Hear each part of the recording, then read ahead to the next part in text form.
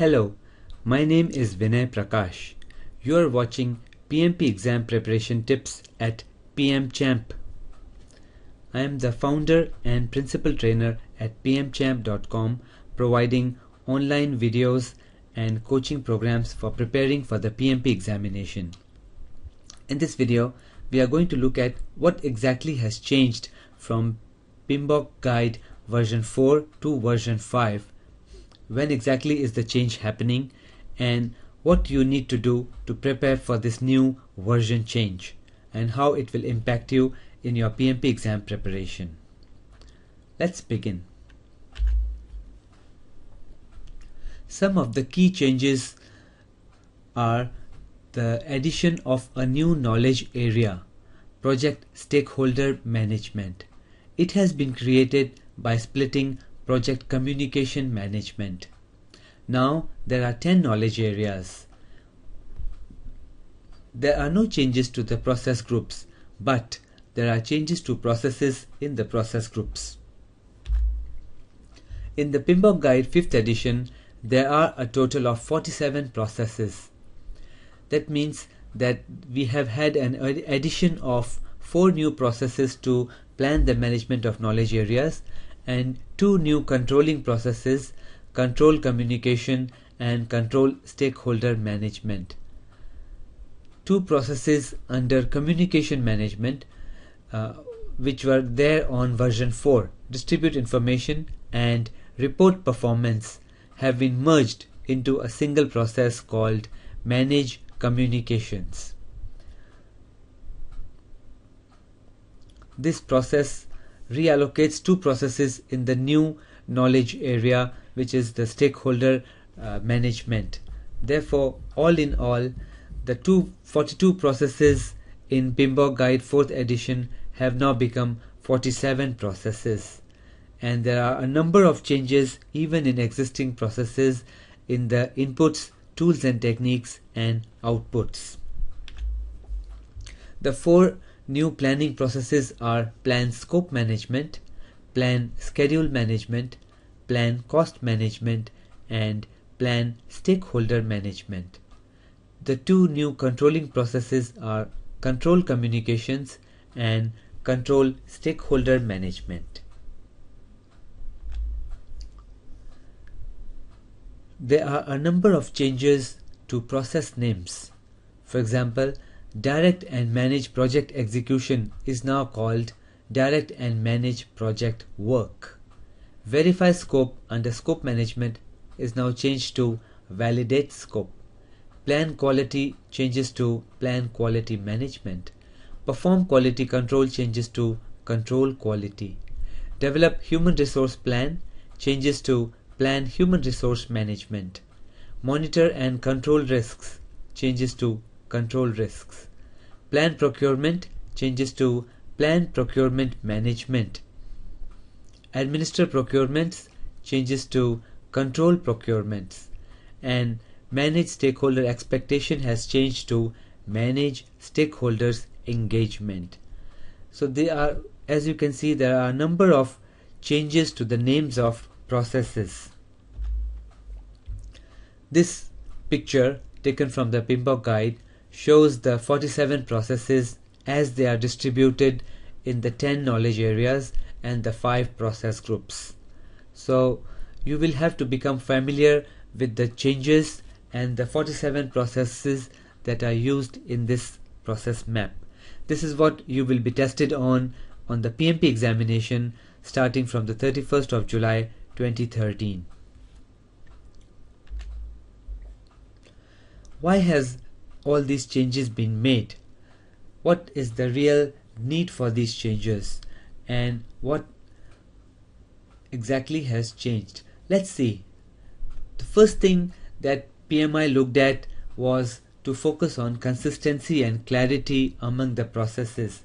There was a lot of feedback received by PMI after the PMBOK version 4th was released, and in the last 4 to 5 years all this feedback was gathered, sifted through, and then they came up with a new and better, much improved PMBOK version 5. Here, based on to create consistency, they have named many different documents and renamed them so that you are able to understand them better. For example, rename project document update to project document updates. Organizational process asset updates are now called organizational process assets updates. And for the inputs, outputs, the plans, subsidiary plans and baselines are listed first before listing other project documents. In the executing processes, there is a clear definition of work performance data, work performance information and work performance reports. The PMBOK Guide version 5 also has an extended and updated list of interpersonal skills for the project manager, the team and the stakeholders. This is listed in Appendix A1 in the new guide. Further, inputs, tools and techniques and outputs to most processes have also changed slightly. Some are name changes, some are document changes, new documents are listed, and the order has changed as well. Well, for the PMP exam, the order doesn't really matter. What really matters is that you must know the correct new inputs, tools and techniques and outputs for the PMP examination. When does the exam change? Well, it changes on the 31st of July 2013. After this date, the exam will be based on the PMBOK Guide version 5. If you get an exam date prior to this date, that means you will be tested on the PMBOK Guide version 4 and you must prepare then for the 42 processes. So do check which date you are going for and which version have you prepared for, so that you book a date appropriate for the change. Now you need to use the latest PMBOK Guide 5th edition if you are planning to take the exam after the 31st of July. So use all the 10 knowledge areas and the 47 processes. You must answer questions based on the new 47 processes. Any choices made in the exam which refer to the old process names will not fetch you any marks. Therefore, you must practice on new processes, the 10 knowledge areas and understanding the changes for each process. This will help you to prepare for the exam better. I would also suggest that you come up with a proper study plan for the PMP examination.